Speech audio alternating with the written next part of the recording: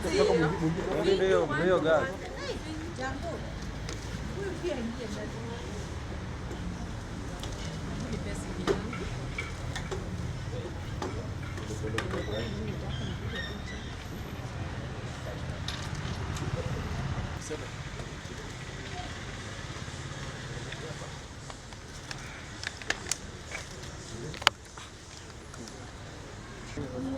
What were you doing?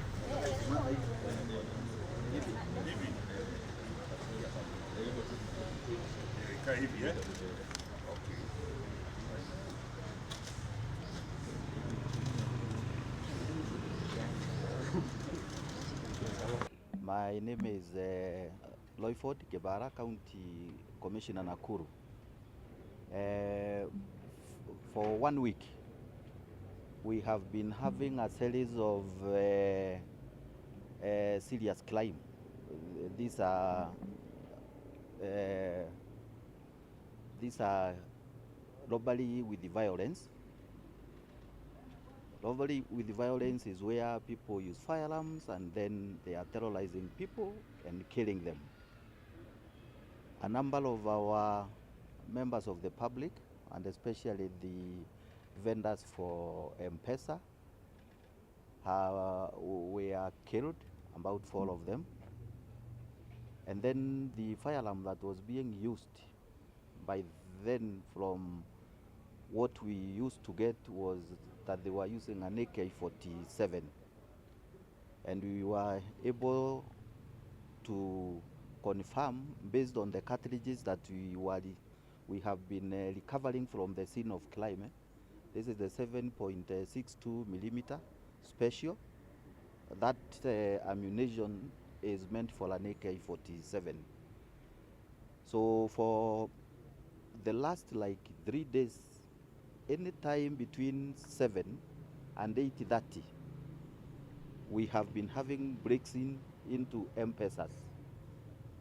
And the worst of it happened yesterday, because the team behind here, the county security committee, the sub-county security committee, and the DCI officers, we have been out for the whole period trying to trace where this fire alarm is being kept and who is using it.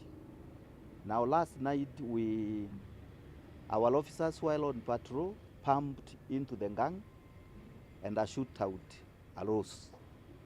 And out of the shootout, at around 8:30, we were able to track the entire night the systems of these fellows, and we were able to arrest 4 persons who are in the police custody here with this fire alarm. This fire alarm was found in Bondeni, in a place hidden where they could keep the fire alarm, in a place near a Kalonjing there.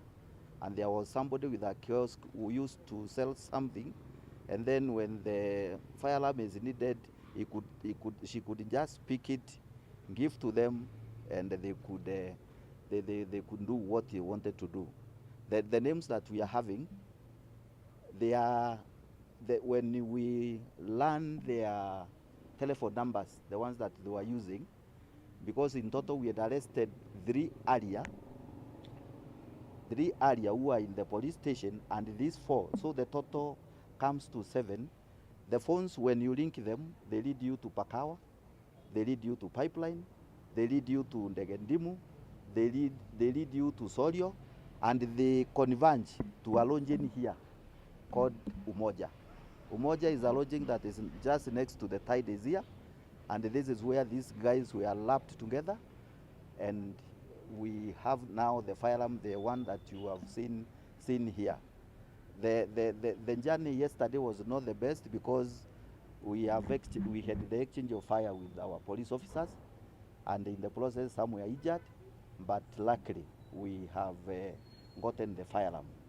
I want to thank the members of the public and the leadership here, because when this happened, everybody got concerned, in that we had started finding even our members of the public sharing information with us, And where they suspected somebody was not very clear to them, they could mob justice them because they felt that this is enough. So they have done a great job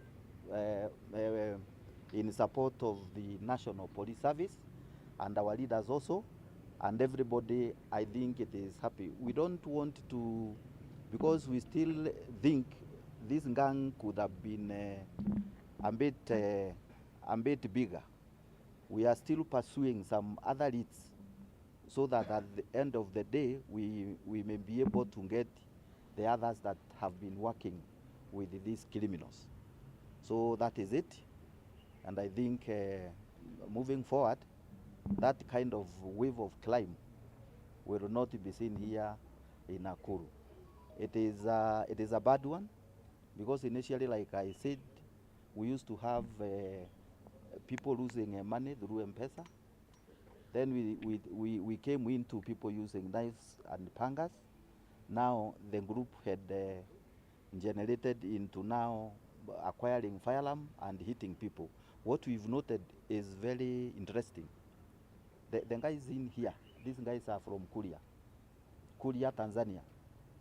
There are 4 or 5 of them, but with accomplices in between here, and one of them is an ex-convict who was released from JK prison here in Nakuru just I think last month, one of the fellows who is inside here. So we'll get even more information from them that will take us to another level if they have more people that they have been operating with. For those that have lost their lives, because it is very painful from the scenes that we've visited, we want to pass our condolences to the families and assure them that we will check and see how best we can assist them at various stages as they do rest their people, because it is not their wish, and the fire alarm is not, the fire alarm, people might say it belongs to us. The links that we are following, because we sent in the cartridges to the ballistic experts, and now we are taking this fire alarm. It is not linked to here. It is linked to elsewhere, which in due course we will be able to know from where, and finally we'll check on to where this zinaitwa ammunitions hizo za kupiga kama zinatoka pande gani, because we also want to know the source of hizi risasi tuko nazo hapa. If you follow the pattern of that climb, hii risasi hii magazine ni ngapi? Iko na 30. So you can see now at the point mahali tumeipata huko chini, ni vile hamukukua, ningekuwa na nyinyi pale. Tumepata ikiwa imebakisha risasi 3. So probably you can look at the volumes, and even these guys are very scaring. One of the team that came to support us here, because it is a Subaru, they just hit it hapa Tides wakifikiria imebeba muntu yao. So that's how dangerous they are, but then we are with them, we will manage them. Thank you very much. What is the status of the police officers that were